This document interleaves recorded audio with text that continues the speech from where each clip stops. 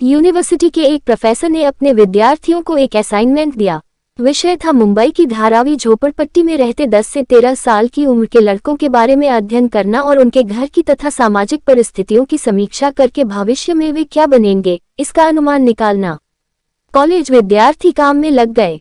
झोपड़पट्टी के 200 बच्चों के घर की पृष्ठभूमिका, माँ बाप की परिस्थिति, वहां के लोगों की जीवनशैली और शैक्षणिक स्तर, शराब तथा नशीले पदार्थों के सेवन, ऐसे कई सारे पॉइंट्स पर विचार किया गया।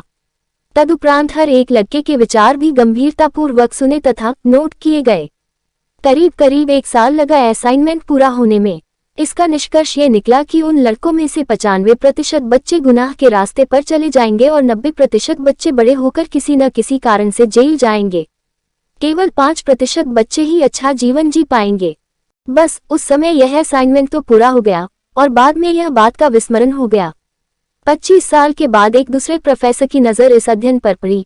उसने अनुमान कितना सही निकला ये जानने के लिए 3-3 विद्यार्थियों की 5 टीम बनाए और उन्हें धारावी भेज दिया।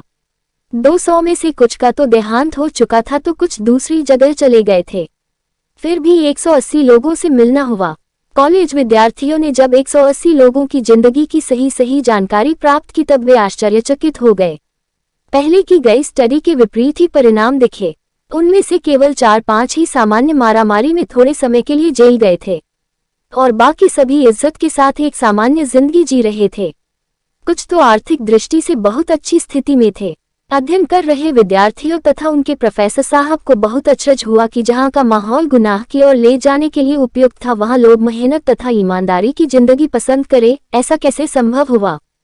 सोच विचार करके विद्यार्थी पुनः उन 180 लोगों से मिले और उनसे ही ये जानने की कोशिश की।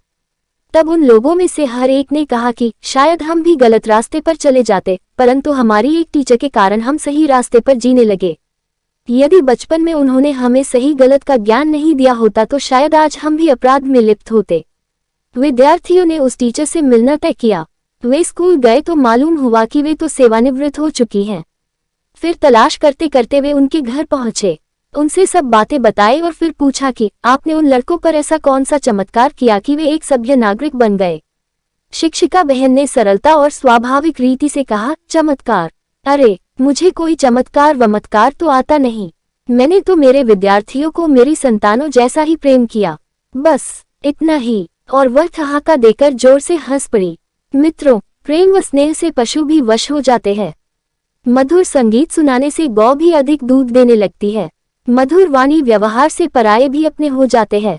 जो भी काम हम करें थोड़ा स्नेह प्रेम और मधुरता की मात्रा उसमें मिला के करने लगे तो हमारी दुनिया जरूर सुंदर होगी। आपका दिन मंगलमय हो, ऐसी शुभ भावना। ओम।